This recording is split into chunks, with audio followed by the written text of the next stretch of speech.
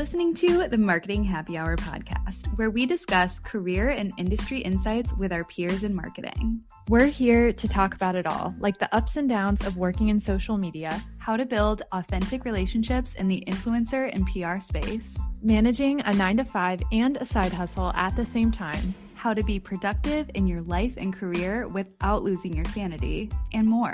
Ultimately, we're here to build a community with you because we're all trying to navigate the world of marketing together. Are you ready? Grab your favorite drink and join your hosts, Cassie and Erica, for this week's episode.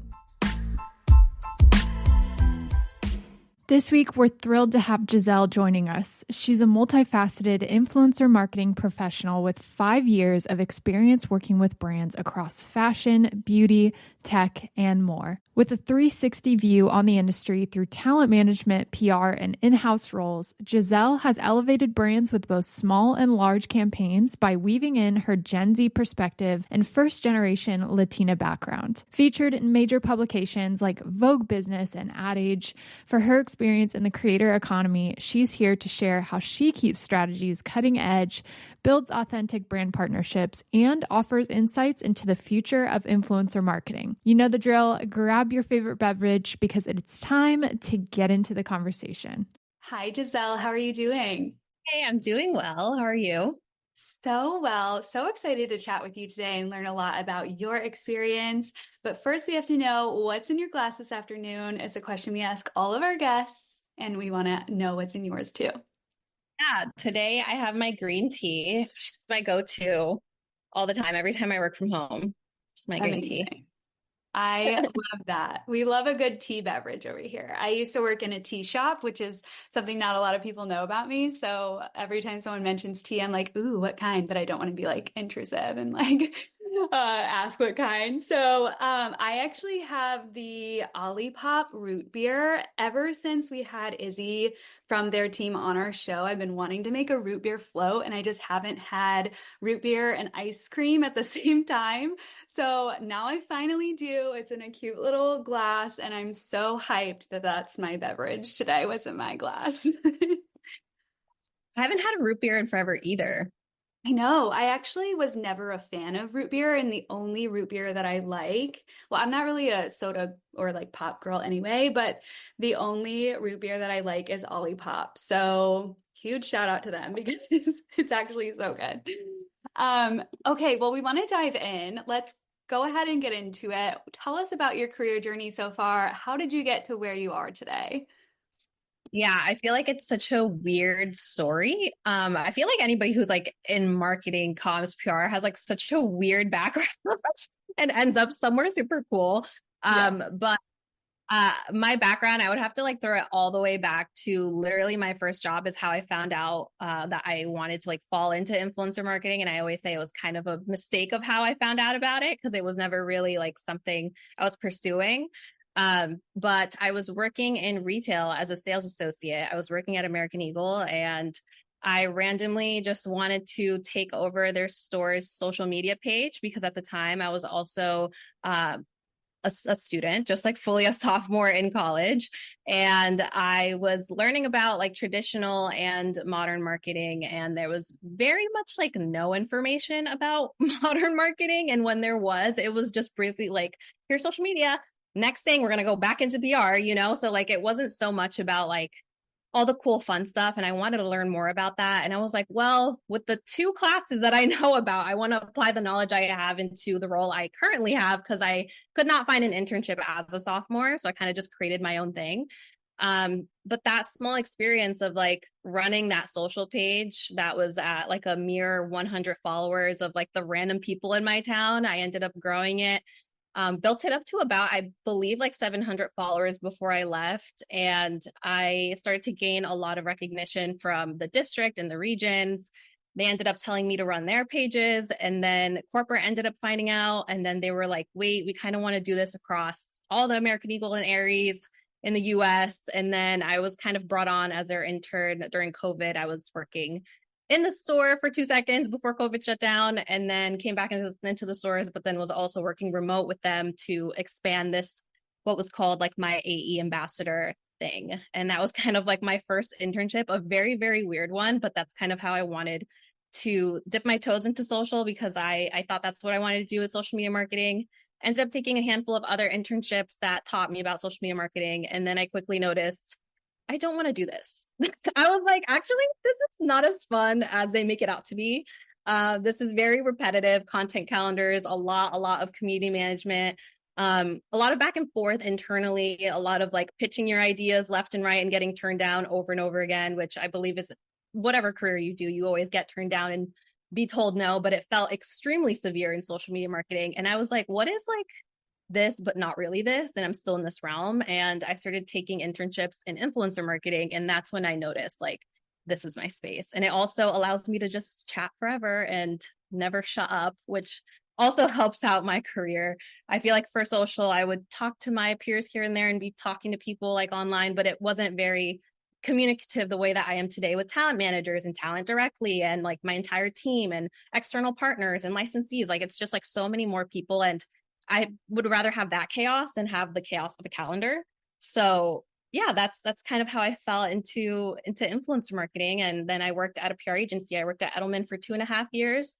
I was there as a junior coordinator full time. And then I started working in their Gen Z lab about a year into it as well. And I got the crazy cool opportunity to work on a bunch of different brands, not just the one main client I was working for, which at the time was eBay. I was working within like a lot of their different like fashion sectors, handbags, watches, jewelry, things like that, which really interested me because obviously I came from that background to begin with. So worked with a lot of different brands across like tech, health, food and bev, et cetera. And yeah, I started working in beauty as well for MAC Cosmetics while I was there. That was another client I worked with. That was really, really fun. And then I bounced and now I'm at my current job and I work at a very fun fashion company. Oh my gosh, that is so fun. And I love how you talk a lot about like the non-traditional beginning to your career because you kind of like crafted a new wave for the AE ambassador program, which is so cool. And I think a lot of brands are trying to do that today as well. And it kind of goes back to like that Gen Z perspective of like what is the future, like where are we going with marketing and social and influencer and all of that. How do you think that you've been able to offer that Gen Z perspective to the brands that you've worked for, and how would you kind of encourage any other Gen Z professionals listening to step into their roles with kind of that confidence and just like knowing that brands truly need that fresh perspective in order to be successful moving forward in marketing? Yeah, I feel like no matter what the meeting was, like I was always speaking up. And that's something that I still carry today. And that's something that I will continue to carry throughout my career. And that's something that I really try to advocate for Gen Zers is like, just shove yourself into the meeting, like ask to be a part of something, even if you can just be like a fly on the wall, like tell your manager, your coworker, whoever's like above you, like I will shove myself in a corner and like shut up. You won't even see me. You won't even hear me. Like I just want to know what's happening behind the scenes because like it's so interesting to see what's happening above you. And a lot of the times things get funneled down from way up top and you don't really get a clear explanation as to why there might be a shift in strategy or an influencer or whatever.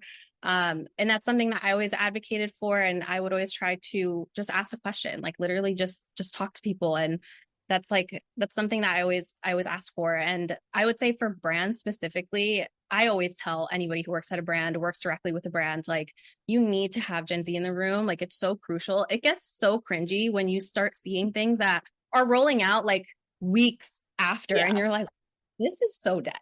Like it's just so dead. And then you're like, why isn't the engagement great? It's a trendy topic. I'm like, no, it's not. That died Not 2 weeks. anymore. It's really, really bad. It's awkward. It's cringy. And you can really tell when a brand does not have Gen Z in the room. And it's sad. Yeah, absolutely. And that's a conversation that we continue to have, especially because we know a lot of brands do have like some of those legal hoops to jump through and things like that before they can go live with something. And we're always like, well, then just don't go live with that. And like, if it's like the moment has passed, don't worry about it. Yeah. Okay, I want to hear too, like you've worked in a wide range of sectors from tech to fashion and like all of these different things. Could you share an example of an influencer campaign in any of those industries that you found particularly innovative or successful? What do you think made it stand out? Yeah, I would say, and I feel like this is still kind of my favorite project to date, is the eBay Canal Streetwear pop-up that I did with my team back in November. That was really, really fun. Um, yeah, I would say what made it different, what made it innovative and really cool was that we based everything off of community. Like obviously the pop-up was in New York and we didn't pull all these bells and whistles of like, let's fly people out from Cali. Let's have like a really cool artist show up. Like, let's have some mega VIP influencer. Like, it was none of that. And to be completely transparent, like, that was something that was happening in the conversations where I, again, was having that opportunity to be like, hey, there's a bunch of VPs in this room, like C-suite executives, like trying to plan this entire thing. And everybody kept throwing that around and being like, we want somebody who's VIP. We want so-and-so artists. And it's like, why are we doing all this? Like, why are we going to blow our entire budget on somebody and then have like two other random influencers show up? Like, that doesn't make sense. Yeah. And it always came back to the conversation of community and finding just extremely high drivers in mid-tier and micro influencers versus finding like just one huge person. Like, what is that going to do for us? In the long run, it didn't help because we have done that in the past. And I just advocated for that. I pushed for that. I was like, let's do mid-tier micro. And if it flops, fine, we'll never do it again. But you'll be able to see the difference in engagement. And I was right. And I was very happy I was right because I was like putting too many eggs in one basket. I'm like, oh. But with my team, and shout out to Eric Lynn and Andre Yearwood, they were so great in advocating for me and like uplifting me as well and saying like, hey, we also agree, like this would make sense, like here are the numbers, and like, you know, just pulling up the data. And again, it was based in community. It was all like New York City based influencers within like that streetwear hub community, people who built up a lot of different brands and have partnered with previous partners as well, similar to eBay as well, to drive that into that pop-up store. And it went really, really well. Everybody was also like mutuals. So it kind of felt like a hangout, like you're shopping with your friends a bit. And a lot of organic content was created that was not even, you know, contracted. So Yeah. that was really easy to be a part of as well and like execute. Yeah. Oh, that's so awesome. And what would you say like the KPIs of an event like that are? Like, I know you're saying the community and generating some of those posts, and obviously there were some people contracted to post. But what are the general KPIs when you're thinking about an in-person event like that? I would say for that one specifically, like the point wasn't just for people to come in and specifically like spend their coins, because it was a 3-day event. And it was like, first day was just open to press and influence. And then the other 2 days were open to the public. It wasn't so forceful of saying like, we need people to spend money. We need people to like spend all their money on all the cool stuff we have in here. Like that wasn't the point. It was more of like the awareness and the consideration of like, hey, here's eBay. Like we sell cool streetwear stuff, you know, like that was more of the push versus pushing for purchase intent. And I feel like this is something that I've also spoken about on LinkedIn, is like, maybe purchase intent is something that's like a secondary thing for you as a KPI, but it really shouldn't be the main priority, because you can tell when it's very ad-like and it's very much like pushed of like, we need to sell, we need to sell. Like that's not, it's not genuine and it's not exciting to work on my end, on the agency. When I was there on the brand side for the influencers, it's not fun to be like, come shop this, like click the link here. Like it's just so boring and redundant. I would say those were the main drivers. Is mainly it was just like the consideration, the awareness of like, we exist, like think about us next time, Yeah. versus a lot of sales. Yeah, the consideration piece is definitely huge, especially if like there is a large portion of the population that doesn't know that like this sector exists on, let's say, eBay. Like I would not have known that they had streetwear. So just like the fact that there were people talking about it is huge. And so I think a lot of brands, you know, as we look to the future in 2025 and beyond, like all those conversations that we're having about community, about being authentic, about actually making an influencer or a creator feel like they're a part of what's happening at the brand and like bringing that to life versus just like a transaction, partner, is huge moving forward. I love that. I wanted to ask you about like any key differences or differences in focus between industries like fashion versus tech or any of those other industries that you've been a part of when it comes to influencer marketing. Are there any areas that are different that you would say?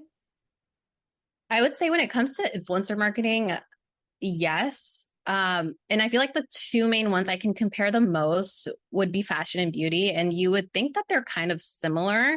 Yeah. They're not. Like they're really, really different. And that was always like my second space of like, what if I worked in beauty and I had the opportunity to do so? And it's very different in the way that they work with influencers.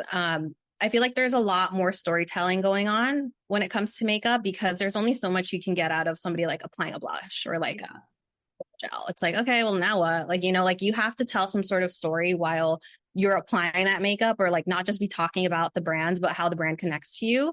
And I think that's in a way where fashion is trying to lean towards now is more storytelling because you think of fashion and it's a lot of like try on hauls. It's just like, here's my pair of jeans, like, here's my tank top, like, here's my jacket. And like, that's it. And then you're like, oh, that's super cute. I'm going to buy that versus like the connection that makeup and skincare has to a person is very different. So I would say those two sectors were really, really different. And I feel like a lot of the brands that I've worked with have just been super huge and kind of stand on their own. So that's another thing that I'm just like, kind of everyone's a little bit the same in a way, right? Like everybody kind of does the same thing and tries to figure out like what is their niche that they should fall into of like, should we only work with mid-tier influencers? Should we only work with those very like high impact driven mega influencers, So I feel like it all depends on the campaign as well. Like I don't think you should always be putting all your eggs in one basket the same way I did, which is like, it's giving hypocrite, but like I wanted to try it out and it worked. But it's good to always, like test drive things and see like what works out for your brand and the campaign. And obviously, if you have the budget to do it, to try it out. I want to know what you would say to like someone listening who hasn't even dabbled at all in influencer marketing. So say they work at like a small to medium sized brand and they're looking to get started. What do you think a good first intro campaign would be? Like, what do you think the mix of like tiers of influencer? How do you think they could get the best bang for their buck? I would say you should start with gifting. Even as like a huge brand, we still do giftings. And Yeah. that's because you need to start a relationship somewhere. And on the other end, I feel like I see some mixed reviews on like an influencer's perspective being like, oh, well, I don't know if I want to accept a gift because like I'm not getting paid. And I'm like, well, if it's your first time receiving a gift, just take the gift. Like if you're going to use it and it's not down your alley, be honest and say like, hey, honestly, I don't think this makes sense for me. Like, thank you. But if it does, like you should open those doors and you should be connecting with those influencers that are actually aligned with your brand. So I think that's another thing. Like if you're first starting to look into influencers and seeing maybe I should implement influencer marketing into my strategy, don't just grab a random bunch of people. Like you really want it to be targeted and you want it to make sense on their feed and you want it to be organic and you want to hope that they will post about it as a gifting because it would make sense. I'll say that, but then also like just stalking people and seeing, have they tried my brand? Have they tried my product on their own? It's a lot of social listening, which again is why I say like influencers, like the little sister of social media marketing is like, you always have to be friends with your social partners and like, see like what's going on to see, are they actually using the brand? Are they using the product? Does it make sense to reach out? But yeah, I would say gifting is a really good first step. Yeah, I'm so glad you said that because we get that question a lot of like, okay, I want to get started, but I don't know where. And so we always say something like that, like pay attention to the people who are already talking about you and see how there's a way that you can step in and authentically create a partnership there, whether that's through a gifting program or maybe you throw a little budget at that. You never know. I want to hear, we've talked a little bit about like authenticity and like community and moving forward, how we're going to be talking about that even more in the future of influencer marketing. But I want to hear if there's any other predictions that you have for the future of influencer as we kind of look forward to 2025 and beyond. Yeah, I feel like definitely those two things. And people kind of cringe at the word authenticity, but that's really what we're heading towards is that and the relatability and like storytelling. I would say those three things. But what I've been hearing a lot of, which is honestly freaking me out a little bit, I go to a lot of in-person events. Like I try to mix and mingle with people, even outside of like just my fashion bubble, because I know that there's stuff going on out there, which is also why I joined the Gen Z Lab program to like kind of see what is happening outside of what I'm doing. And I try to do that today with events. Everyone in different sectors, not just fashion, is telling me that they're jumping on YouTube. Like from perspective. And that's freaking me out a little bit because like professionally, we're not tapping into that right now. Yeah. And I'm like, not another platform.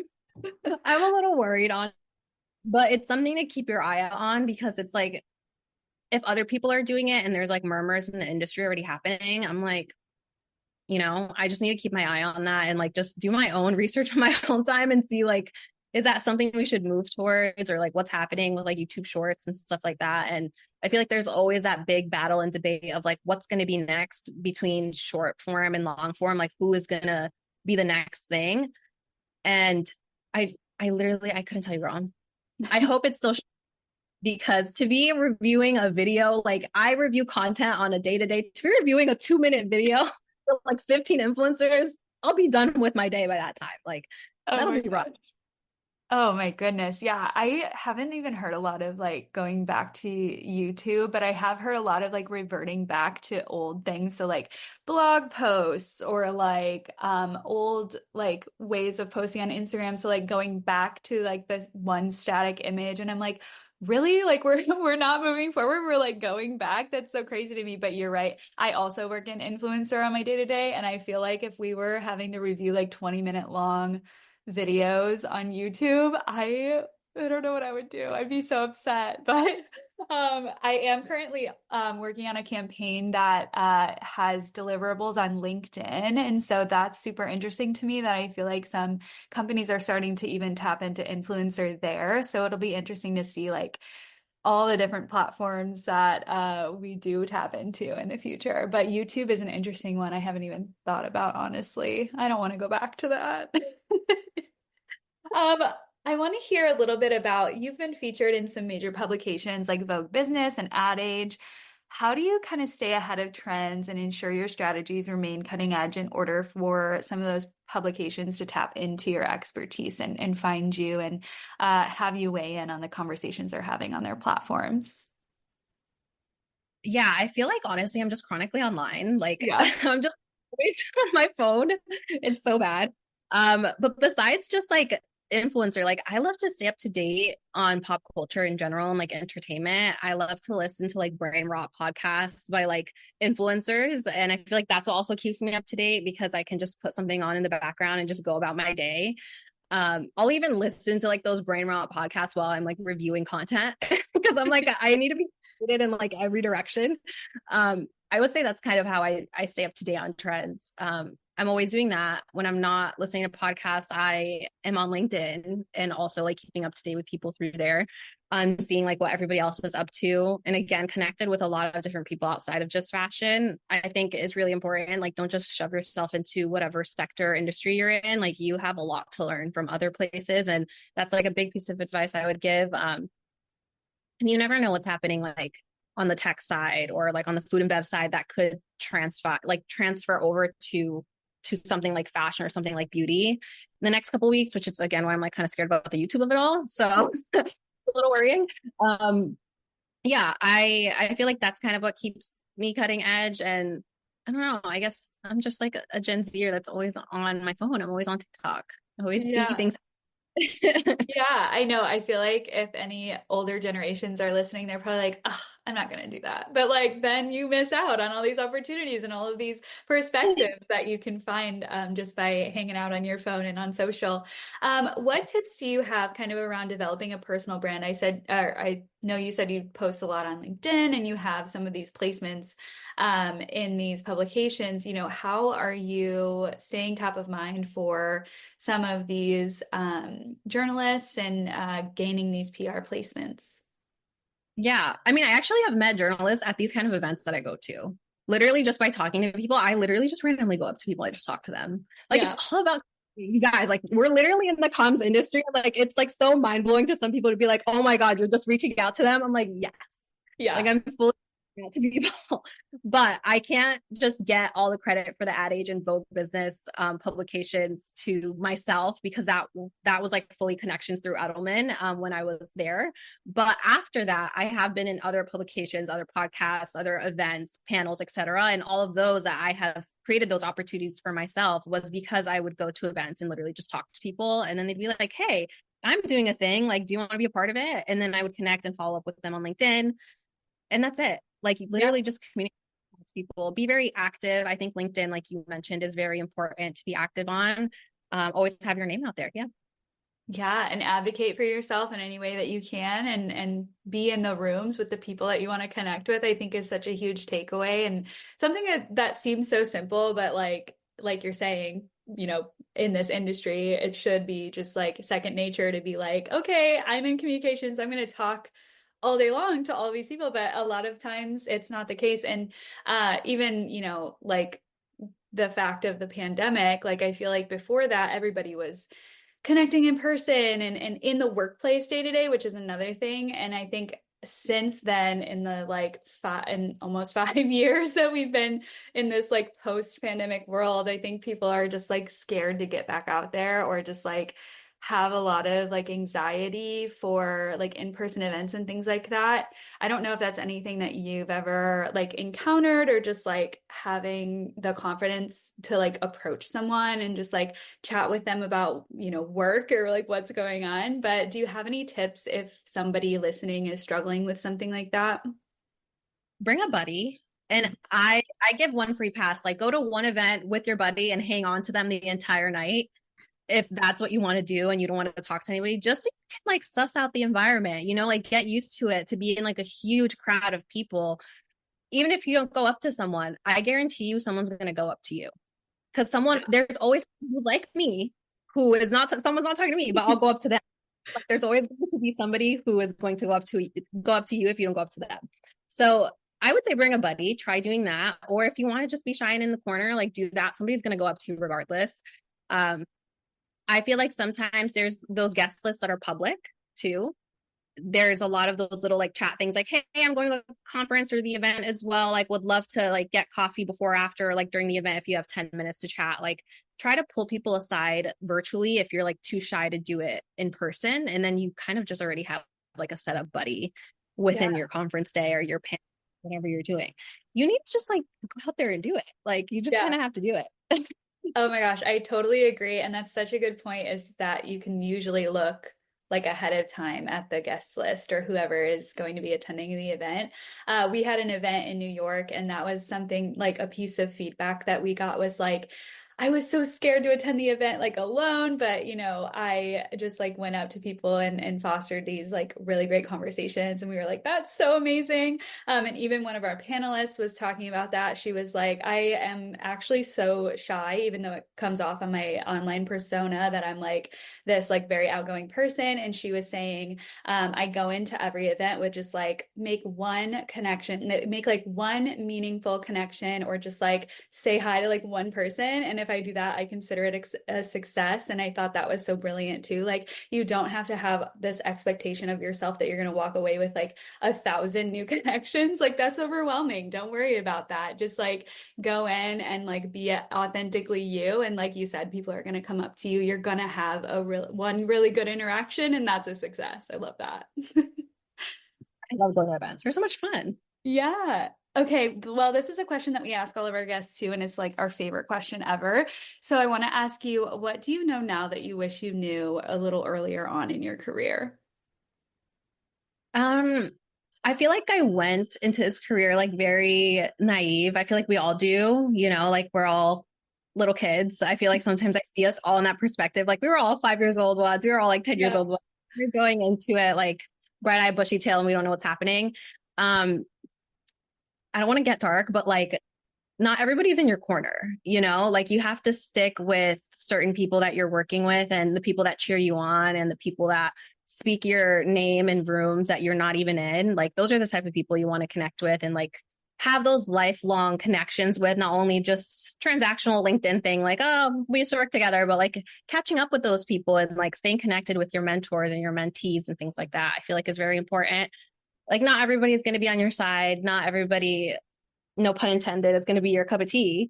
Like, not everyone will be. And like a lot of people will sometimes be intimidated by the way you might bulldoze yourself into rooms. And that's a lot of what I did in my early on career, which is what got me this far, is like knocking on those doors and like just forcing myself in and being like, I'm going to sit on this meeting.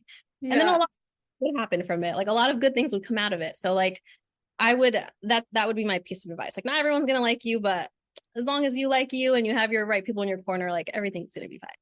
Yeah, I totally agree. And I think that's good to hear and like refreshing to hear because that's not, typically a piece of advice or like a reflection that we hear a lot because people don't want to talk about the fact that like not everybody is for you, for you. But I think it is true. And like finding those people who are for you is so important in your career. I talk about this all the time. I feel like in every stage of my career, in every job that I've ever had, I've been like walking through, like collecting my little people from each of these jobs to like build my community. And I always recommend like doing that if wherever you possibly can, because that really impacts your career in the future. Like I've been able to recommend jobs for these people. They've been able to like advocate for me and be references for me. And like having those people as you go through is like honestly number one, like key in my life, personally, at least.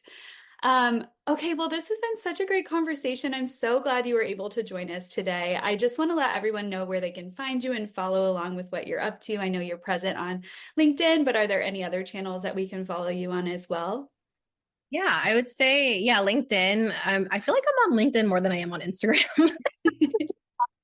I would just promote my LinkedIn. If you find me on Instagram, I guess give me a follow or whatever, but like I'm more active than anything.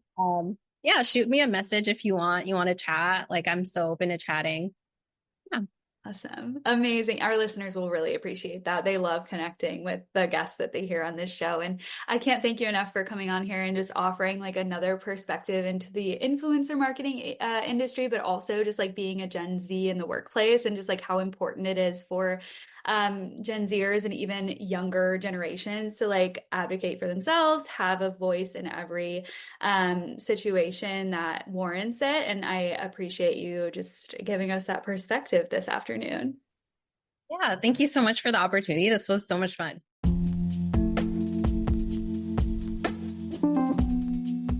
Thank you so much for listening to this episode of the Marketing Happy Hour podcast. If you enjoyed this episode, please remember to subscribe, rate, and leave a review on your favorite podcast platform.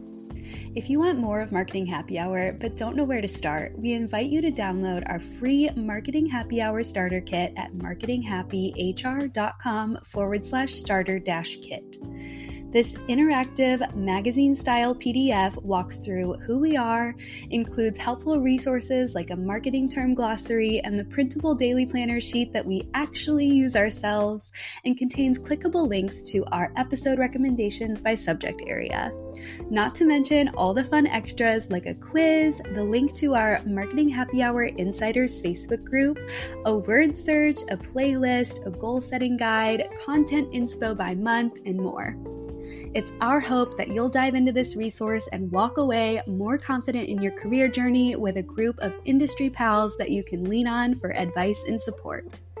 Snag your free starter kit today at marketinghappyhr.com/starter-kit for all of the info you need to become a Marketing Happy Hour insider.